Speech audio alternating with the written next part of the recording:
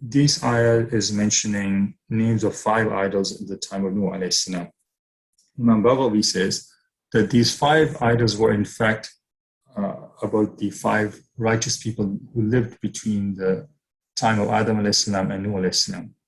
So people used to consider them pious. They respected them and followed on their footsteps.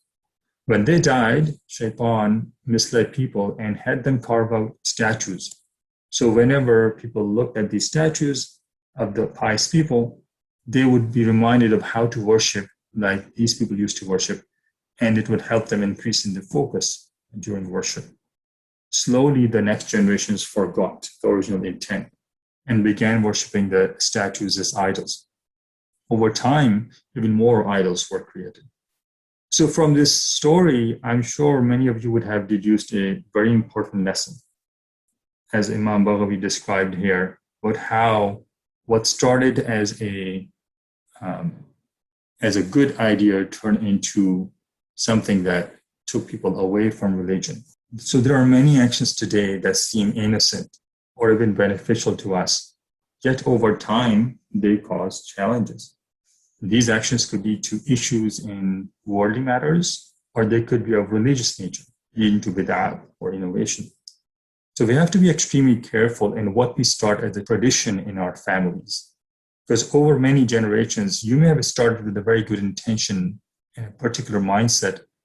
They may get transformed into something that becomes a burdensome practice. As an example, this may give you an appreciation of why ulama recommend to avoid celebration of birthdays and anniversaries, since they have become a burden on people over generations where high expectations are built around these events to the point where, on one hand, people feel deprived if no one celebrates for them. And on the other hand, others feel obligated every year to participate in birthdays and anniversaries as a means to show their affection. Yet clearly, these events were not given much importance by pious predecessors. A blatant form of bid'ah are events like Tija or Chehdum, organized on the 3rd and 40th day of someone's death in certain traditions in certain countries. And when they organize these events, they are considering them to be religious events with the hopes of getting a reward. Yet, such events have no place in our religion. They're indeed a bid'ah, an innovation that should be avoided.